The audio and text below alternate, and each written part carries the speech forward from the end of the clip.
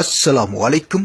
Hi நண்பர்களே, இது நண்பன் வெப், தெரியாதவற்றை தெரிய வைப்பது. நான் உங்கள் நண்பன் சிராஜ் நகர் சாதிக்கேன்.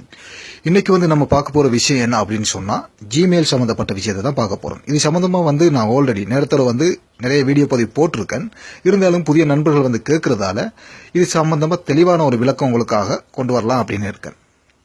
உங்களுக்கு ஒரு பயனுள்ள விஷயமா தான் இருக்கு அப்படின்னு எதிர்பார்க்கிறேன். சரி, இதை பத்தி நம்ம பார்ப்போம். பார்க்கறதுக்கு முன்னாடி சில விஷயங்களை உங்கள்கிட்ட நான் பகிர்ந்து கொள்ளலாம் அப்படிங்கிற ஆசைப்படுறேன். அதாவது இந்த ஜிமெயில் கணக்கு இன்றைக்கு ஆண்ட்ராய்ட் மொபைலில் யூஸ் பண்ணாதவங்களே இருக்க முடியாது. நிச்சயமா ஆண்ட்ராய்ட் மொபைல் ஒன்று இருந்தால் அதில் நிச்சயமா ஜிமெயில் கணக்கு அப்படிங்கிறது ஒன்று இருக்கு. அந்த ஜிமெயில் கணக்கை கொண்டு நம்ம நிறைய விஷயங்கள் தப்பான விஷயங்கள் இல்லை நல்ல பலன் தரக்கூடிய விஷயங்கள் எத்தனை விஷயங்கள் ஆன்லைனில் அது இணையதளத்தில் நம்ம அப்லோட் பண்ணுவோம். அந்த அப்லோட் பண்ணக்கூடிய விஷயங்கள் நல்லதாக இருக்கலாம், கெட்டதாக இருக்கலாம். சில பேர் என்ன அப்படின்னு சொன்னா, இந்த ஜிமெயில் கிரியேட் பண்ணும்போது உண்மையான டீட்டெயிலை கொடுத்து கிரியேட் பண்றது கிடையாது. ஏன்னா அவங்க தப்பான எண்ணத்தோட தப்பான ஒரு பார்வையோட கிரியேட் பண்றாங்க. அதாவது ஒரு யூடியூப்ல வீடியோ அப்லோட் பண்ணணும் அப்படின்னு சொன்னா நிச்சயமா ஒரு ஜிமெயில் அக்கௌண்ட் லோகின் பண்ணி தான் ஒரு வீடியோ அப்லோட் பண்ணலாம். அதே போல ஒரு ஆபாச ஒரு இணையதளத்திலையும் சில டீட்டெயில் கேட்டிருப்பாங்க, ஒரு ஜிமெயில் அக்கௌண்ட் கணக்கு கேட்டிருப்பாங்க. அப்படியான இடத்துல சில பேர் அந்த தப்பான விஷயங்களை பதிவேற்றதுக்காக பொய்யான ஒரு டீட்டெயில் கொடுத்து இமெயில் கிரியேட் பண்றாங்க. அது ஏன் அப்படின்னு சொன்னா, நான் அந்த தகவலை போட்டாலும் யாரும் என்னை கேட்ச் பண்ணி பிடிச்சிடக்கூடாது, நான் தான் போட்டோன்னு தெரிஞ்சிடக்கூடாது அப்படிங்கிறதுக்காக சில பேர் ஜிமெயில் கிரியேட் பண்றது பொய்யான தகவலை கொடுத்து. ஆனா ஒரு விஷயத்தை நீங்க மனதில் நிறுத்திக் கொள்ளணும். நீங்க எப்போ ஜிமெயில் கிரியேட் பண்றீங்களோ அந்த நிமிஷத்துல இருந்து உங்களை கூகுள் நிறுவனம்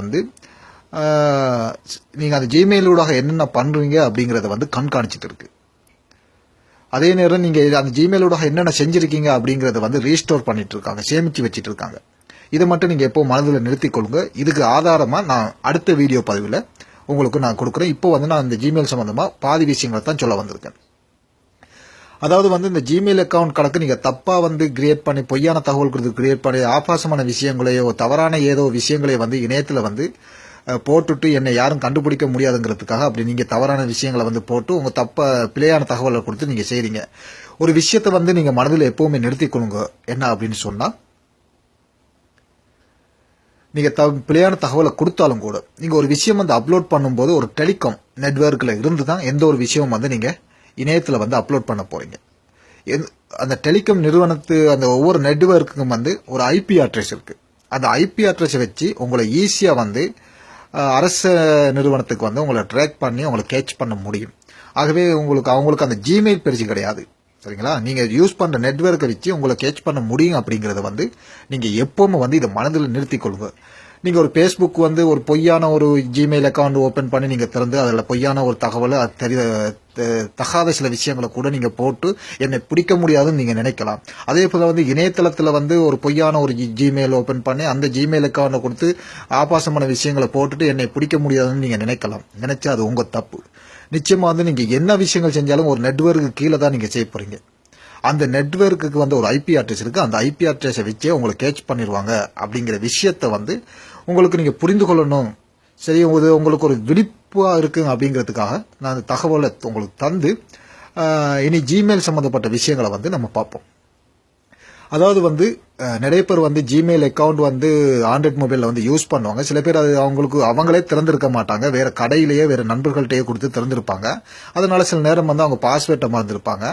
சரி, அப்படி பாஸ்வேர்டை மறந்தா இல்ல இந்த இமெயில் அக்கௌண்ட் நாங்க ரிமூவ் பண்ணணும் அப்படின்னு சொன்னா ரிமூவ் பண்ணிட்டு புதுசா ஒரு அக்கௌண்ட் நாங்க ஓபன் பண்ணி புதுசா ஒரு அக்கௌண்ட் ஒன்று நாங்க கொடுத்துக்கணும் எங்க மொபைல்ல நினைச்சா அதை எப்படி கொடுக்கறது? அது சம்பந்தமாவும் அதே நேரம் நம்ம மொபைல் தொலைஞ்சிட்டா அது எங்க இருக்கு, அதுல உள்ள டேட்டாஸ் எல்லாம் எப்படி எரஸ் பண்ணலாம், டிலீட் பண்ணலாம் அப்படிங்கிற விஷயத்தையும் பத்தி முதல் பதிவுல நம்ம பார்க்க போறோம். இன்னும் பார்க்கறதுக்கு நிறைய விஷயங்கள் இருக்கு. அடுத்த பதிவுல நான் அதை உங்களுக்கு தெளிவா சொல்றேன். இப்ப நம்ம முதல்ல பார்க்க போற விஷயம் உங்க மொபைல்ல செட்டிங் போங்க. அதாவது ஒரு இமெயில எப்படி ரிமூவ் பண்றது, உங்களை ஆல்ரெடி இருக்கக்கூடிய ஒரு இமெயில் அக்கௌண்ட் எப்படி டிலீட் பண்ணி கொள்றது அப்படிங்கிற விஷயத்த முதல்ல பார்ப்போம். முதல்ல நீங்க உங்க செட்டிங் போயிட்டு அக்கௌண்ட்ஸ் அப்படிங்கிற இதுக்கு போயிட்டு ஆப்ஷன் போயிட்டு அதுல இந்த கூகுள் இருக்கும் பாருங்க. இந்த கூகுள் டச் பண்ணீங்கன்னு சொன்னா நீங்க கொடுத்திருக்கக்கூடிய இமெயில் நான் இதுல 3 இமெயில் கொடுத்திருக்கேன். ஆகவே அந்த 3 இமெயில் எனக்கு இப்ப வரும். இப்ப இந்த மேல இருக்க இமெயில் எனக்கு தேவையில்லை அப்படின்னு நினைச்சா அந்த இமெயிலை டச் பண்ணிட்டு இதுல பாத்தீங்கன்னா ரிமூவ் அக்கவுண்ட்னு சொல்லி கீழே ரைட் சைட்ல இருக்கு. அந்த ரிமூவ் அக்கவுண்ட் கொடுத்துட்டீங்கன்னு சொன்னா இது ரிமூவ் ஆயிடும். அதே நேரம் அந்த இமெயில நிறைய விஷயங்கள் வந்து நீங்க பேக்கப் எடுத்து வச்சுக்கலாம். அது உங்க மொபைல் இருக்கக்கூடிய விஷயங்களை வந்து இமெயில வந்து பேக்கப் எடுத்து வச்சுக்கணும்னு சொன்னா இதுல எல்லாத்துக்குமே மார்க் பண்ணிட்டு நீங்க இந்த சேஞ்ச் நோ அப்படின்றது கொடுத்துட்டீங்கன்னு சொன்னா உங்க மொபைல் கான்டாக்ட்ஸ்ல இருந்து நிறைய விஷயங்கள் இதுல பார்த்தாலே உங்களுக்கு புரியும். அத்தனை விஷயங்களையும் வந்து அது இமெயிலோட வந்து பேக்கப் எடுத்துக்கும். சரி, இதுதான் அக்கௌண்ட் ரிமூவ் பண்றதும் பேக்கப் எடுக்கிறது. அதே நேரம் வந்து புதுசா ஒரு அக்கௌண்ட் வந்து கிரியேட் பண்ணணும்னா அதே இடத்துல பெக் வந்துட்டு பின்னாடி வந்துட்டு நீங்க பாருங்க வந்து இதுல ஆட் அக்கௌண்ட் அப்படின்னு சொல்லிட்டு இருக்கு. இந்த ஆட் அக்கௌண்ட் கொடுத்துட்டீங்கன்னு சொன்னா அடுத்த கட்டம் உங்களுக்கு வந்து காட்டுற வந்து இப்படி வரும். இதுல வந்து கூகுள் அப்படிங்கறத வந்து நீங்க டச் பண்ணுங்க. கூகுள வந்து டச் பண்ணீங்கன்னு சொன்னா உங்களுக்கு அடுத்த கட்டம் கிடைக்க போறது எக்ஸிட்டிங் நியூ அப்படின்னு கேட்கும். புதுசா ஒரு அக்கௌண்ட் ஓபன் பண்ணணும் அப்படின்னு சொன்னா நியூக்கு கொடுத்து இதுல கேட்கிற டீடைலை வந்து நீங்க கரெக்டா கொடுத்து நெக்ஸ்ட் கொடுத்து கரெக்டான டீடைலை கொடுத்தீங்கன்னு சொன்னா ஸ்ட்ராங்கா கொடுத்தீங்கன்னு சொன்னா நிச்சயமா வந்து ஒரு இமெயில் அக்கௌண்ட் உங்களுக்கு வந்து ஜிமெயில் அக்கௌண்ட் வந்து ஓபன் பண்ணிக்கலாம். ஓபன் பண்ணி உங்க மொபைலுக்கு புதுசா ஒரு அக்கௌண்ட் வந்து ஆட் பண்ணிக்கலாம். இல்ல பெஸ்ட் நேம் லாஸ்ட் நேம் அடுத்த கட்டம் உங்களுக்கான பாஸ்வேர்ட் யூசர் நேம் எல்லாமே கேட்கும். அந்த டீடைல் எல்லாம் கொடுத்து நீங்க புதுசா ஒரு அக்கௌண்ட் வந்து கிரியேட் பண்ணிக்கலாம். சரி, இது தவிர இது சில நண்பர்களுக்கு தெரியறதில்ல, நிறைய பேர் கேட்டிருந்தாங்க, அதனால தான் இதை சொல்லிக் கொடுக்குறேன். இது தவிர செட்டிங்ஸ்லயே மற்றவங்க மொபைல் தொலைஞ்சிட்டா நம்ம அந்த மொபைல் எங்க இருக்கு அப்படிங்கறத கண்டுபிடிக்கிறது இல்லைன்னா சில விஷயங்களை அதை நான் சொல்லிட்டே செய்யறேன். வந்து செட்டிங்ல மோர் செட்டிங் போங்க, செக்யூரிட்டி செட்டிங் போங்க. செக்யூரிட்டி செட்டிங் போனீங்கன்னு சொன்னா அதுல உங்களுக்கு ஒரு ஆப்ஷன் வந்து ரிமோட் கண்ட்ரோல்ஸ் அப்படின்ற ஒன்று இருக்கு. இந்த ரிமோட் கண்ட்ரோல்ஸை வந்து நீங்க டச் பண்ணீங்கன்னு சொன்னா நான் ஆல்ரெடி வந்து எனக்கு அக்கௌண்ட் சாம்சங் அக்கௌண்ட் கிரியேட் பண்ணி வச்சிருக்கேன். அதனால தான் இந்த இமெயில் எனக்கு காட்டுது. உங்களுக்கு வந்து இது இமெயில் வந்து காட்டாது. நீங்க அதை டச் பண்ண உடனே வந்து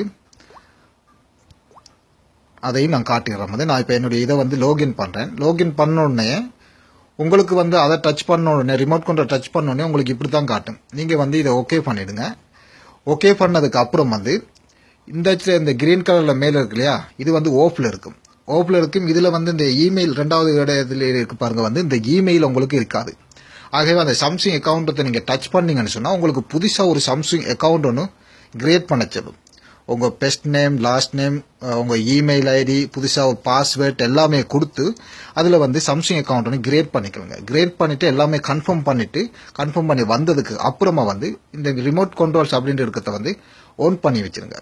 ஆன் பண்ணி வச்சிட்டீங்கன்னா போதும். அதுக்கப்புறம் உங்க மொபைல் தொலைஞ்சு போச்சுன்னு சொன்னா உங்க நண்பர்களோட மொபைல்ல இருந்து உங்களோட மொபைல் வந்து எங்க இருக்கு அப்படிங்கறத வந்து கண்காணிக்கிறது எப்படி அப்படிங்கறத இப்ப சொல்லிக் கொடுக்குறேன். இதை வந்து தெளிவா புரிஞ்சிருக்குன்னு நினைக்கிறேன். இந்த இடத்துக்கு வந்து நீங்க புதுசா ஒரு அக்கௌண்ட் சாம்சங் அக்கௌண்ட் கிரியேட் பண்ணணும். கிரியேட் பண்ணிட்டு இதை ஓன்ல வச்சிருங்க. சரிங்களா? ஓன்ல வச்சுட்டு உங்க மொபைல் தொலைஞ்சு போச்சுன்னா அடுத்த கட்டம் நம்ம என்ன செய்யணும், உங்க ஃப்ரெண்ட் மொபைல்ல இருந்து எப்படி அதை செஞ்சு கொள்ளணும் அப்படிங்கறத வந்து நான் உங்களுக்கு சொல்லிக் கொடுக்குறேன். இப்ப இதெல்லாம் செஞ்சு முடிச்சதுக்கு அப்புறம் உங்க மொபைல் தொலைஞ்சு போச்சுன்னு சொன்னா அதே இடத்துக்கு நீங்க வாங்க. செட்டிங் வந்து மோர் செட்டிங் வந்து செக்யூரிட்டி செட்டிங். இப்போ உங்க ஃப்ரெண்ட் மொபைல்ல உங்க மொபைலை கண்காணிக்கணும் அப்படின்னு சொன்னா செக்யூரிட்டி செட்டிங் வந்து இதுல பாருங்க வந்து கோ டு இந்த fin my mobile web page அப்படின்னு இருக்கு. கோ டு இந்த find my mobile web page அப்படின்னு சொல்லிட்டு இருக்கு இல்லையா, இதை டச் பண்ணீங்கன்னு சொன்னா உங்களுக்கு ப்ரௌசர் கேட்கும். உங்க மொபைலை கண்காணிக்கிறதுக்கான வழியை இப்ப சொல்றேன். சரிங்களா? உங்களுக்கு ப்ரௌசர் நான் கொடுத்தீங்கன்னு சொன்னா அடுத்தது வந்து நீங்க ஆல்ரெடி வந்து உங்களுக்கு கொடுத்த உங்க மொபைல் அதை கொடுத்த இமெயில் அக்கௌண்ட் பாஸ்வேர்டை வந்து உங்களுக்கு கேட்கும். இமெயில் ஐடியையும் பாஸ்வேர்டையும் கேட்கும். இந்த சைன் இன் கொடுத்துட்டீங்கன்னு சொன்னா இந்த சைன் இன் கொடுத்த உடனே நீங்க வந்து அந்த ரிமோட் கண்ட்ரோல்ல கொடுத்து ஓன் பண்ணி வச்சுட்டு இருந்தப்போ நீங்க கிரியேட் பண்ண அந்த இமெயில் ஐடியை வந்து இதுல கொடுத்துருங்க. நான் இப்போ வந்து என்னுடைய இமெயில் ஐடியை கொடுக்குறேன்.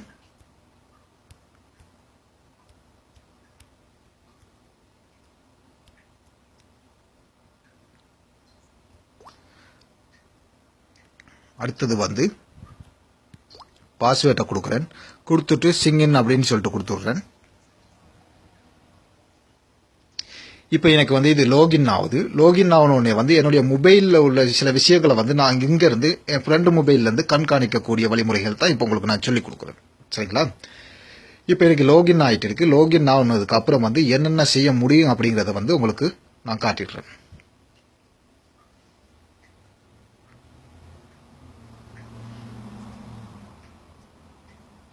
இதுல பாத்தீங்கன்னா என்னுடைய மொபைல் வந்து கேலக்ஸி S3 மினி வந்து இதில் முதலாவது இருக்கக்கூடிய வந்து லோகேட் மை டிவைஸ் என்று சொன்னாக்கா உங்களுடைய மொபைல் வந்து எங்கே இருக்குது அப்படிங்கிறது வந்து நீங்கள் மேப் மூலமாக இதை டச் பண்ணி நீங்கள் பார்த்துக்கலாம். அடுத்தது வந்து ரிங் மை டிவைஸ் அப்படின்னு சொன்னால் உங்கள் மொபைலை வந்து நீங்கள் ரிங் பண்ணி பார்த்துக்கலாம். இந்த உங்கள் ஃப்ரெண்டு மொபைல்லேருந்து இந்த வெப்சைட்டில் வந்து சரிங்களா. அடுத்தது வந்து இந்த எமர்ஜென்சி மோட் அப்படிங்கிறது வந்து அது என்னுடைய மொபைலுக்கு வேலை செய்தில்லை, அது அவசியப்படாது அப்படின்னு நினைக்கிறேன். அடுத்தது இந்த லோக் மை ஸ்க்ரீன் அப்படிங்கிறது வந்து உங்கள் மொபைல் ஸ்க்ரீனை வந்து லோக் பண்ணிக்கலாம். யாரோ திருடிட்டாலோ இல்லை தொலைஞ்சு போன இடத்துல அது அப்படி இருக்குன்னா யாரும் வந்து ஓப்பன் பண்ணி பார்க்காத அளவுக்கு வந்து நீங்கள் வந்து லோக் பண்ணிக்கலாம் ஸ்க்ரீனை வந்து. இந்த வைப் மை டிவைஸ் அப்படிங்கிறது வந்து அதை டச் பண்ணியே நான் காட்டிடுறேன் வந்து. இதில் என்ன அப்படி முக்கியமான அம்சம் அப்படின்னு சொன்னால் உங்கள் மொபைலில் வந்து நிறைய விஷயங்கள் நீங்கள் வச்சிருக்கலாம். சிம் கார்டில் உங்களுக்கு தேவையான முக்கியமான உங்களோட நம்பர் இருக்கலாம். ஆகவே வந்து மொபைல் ஸ்டோரில் கூட நிறைய பேர் ஃபோட்டோஸோ வீடியோஸோ இருக்கலாம். அதெல்லாம் தனித்தனியாக நீங்கள் ரீசெட் பண்ணணுன்னா சிம் கார்டுக்கு மார்க் பண்ணிவிட்டு நீங்கள் வந்து இங்கே கீழே வந்து எக்ரி கொடுத்துட்டு உங்கள் பாஸ்வேர்டை கொடுத்து வைப் பண்ணிட்டீங்கன்னு சொன்னால் அது ரீசெட் ஆயிடும். இல்லை மொத்தமாக உங்களுக்கு மொபைலையே ஃபுல்லாக ஃபேக்டரி ரீசெட் பண்ணணும்னு சொன்னால் இது மூணுக்குமே, அதாவது external memory, SIM card, factory data reset மூணுக்குமே மார்க் பண்ணிவிட்டு நீங்கள் வந்து எக்ரி அப்படின்றதுக்கு மார்க் பண்ணிவிட்டு இதில் உங்கள் சாம்சங் அக்கௌண்ட் அந்த பாஸ்வேர்டை கொடுத்துட்டு உங்கள் இமெயில் அக்கௌண்ட் கொடுத்தீங்க இல்லையா, அந்த பாஸ்வேர்டை கொடுத்துட்டு வைப் அப்படின்ட்டு கொடுத்தீங்கன்னு சொன்னால் உங்கள் மொபைல் வந்து ஃபுல்லாக வந்து ரீசெட் ஆகிரும். இதை வந்து உங்கள் ஃப்ரெண்டு மொபைல்லேருந்தே உங்கள் மொபைல் தொலைஞ்சு போனுச்சுன்னு சொன்னால் நீங்கள் வந்து செய்து கொள்ளலாம். இதில் இன்னும் இருக்கக்கூடிய விஷயம் என்ன அப்படின்னு சொல்லி பார்ப்போமா இருந்தால் அதையும் நான் காட்டிடுறேன். அடுத்தது வந்து கோல் லாக்ஸ்.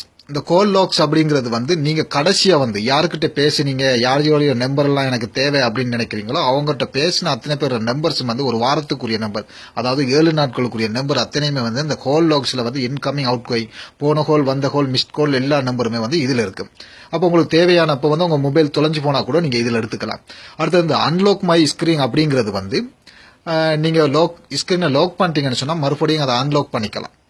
அடுத்தது மேனேஜ் மை கார்டியன்ஸ் அப்படிங்கிறது வந்து உங்கள் மொபைலில் வந்து எப்படியான விஷயங்களை வந்து நீங்கள் மேனேஜ் பண்ணணும், அதாவது இந்த விஷயங்களை தான் யூஸ் பண்ணணும், இந்த விஷயங்களை யூஸ் பண்ணக்கூடாது அப்படின்னு நினைச்சா அந்த மேனேஜ் மை கார்டியன்ஸ் மூலமாக நீங்கள் வந்து அதை செஞ்சு கொள்ளலாம்.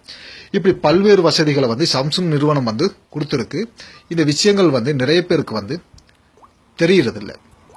ஆகவே நான் சொன்ன விஷயங்கள் உங்களுக்கு புரிஞ்சிருக்கு அப்படின்னு நினைக்கிறேன். வந்து இந்த ஜிமெயில் சம்பந்தப்பட்ட விஷயங்களை பற்றி சொல்றதா இருந்தால் இன்னும் நிறைய விஷயங்கள் இருக்கு. அது வந்து அது அடுத்தடுத்த பதிவில் நம்ம பார்ப்போம். அடுத்த பதிவில் நம்ம பார்க்க போகிற விஷயம் என்ன அப்படின்னு சொன்னால் உங்கள் மொபைலுடைய பாஸ்வேர்டை மாற்றுறது எப்படி, இல்லைண்டாக்கா உங்கள் மொபைலில் இருக்கக்கூடிய அந்த ஜிமெயிலுடைய பாஸ்வேர்டை மாற்றிக்கொள்வது எப்படி, உங்களோட ஜிமெயில் கணக்கை இன்னொருவர் யூஸ் பண்ணுறாரா அப்படிங்கிறத அறிஞ்சு கொண்டு அதை நம்ம அவங்க யூஸ் பண்ணாமல் தடுத்து கொள்வது எப்படி, கூகுள் நிறுவனம் வந்து எப்படியான விஷயங்கள் நம்மளை கண்காணிக்கிறாங்க, இப்படி பல விஷயங்களை வந்து பலதரப்பட்ட விஷயங்களை வந்து அடுத்த வீடியோ பதிவில் வந்து நிச்சயமாக உங்களுக்கு கொண்டு வரேன். ஆகவே நண்பர்களோட இணைஞ்சிருங்க. இந்த தகவல் பிடிச்சிருந்தா நண்பர்களோட இணைஞ்சிருங்க. இந்த தகவல் பிடிச்சிருந்தா மற்றவங்களுக்கு ஷேர் பண்ணிக்கொள்ளுங்க, லைக் பண்ணிக்கொள்ளுங்க. அதே நேரம் உங்கள் கருத்துக்களையும் சொல்ல மறந்துடாதீங்க. ஜிமெயில் சம்பந்தப்பட்ட மற்றொரு பதிவில் உங்களை சந்திக்கும் வரை இப்போதைக்கு சிறு விடைபெறுவது உங்கள் நண்பன் சிராஜ் நகர் சாதிக்கு. நன்றி நண்பர்களே.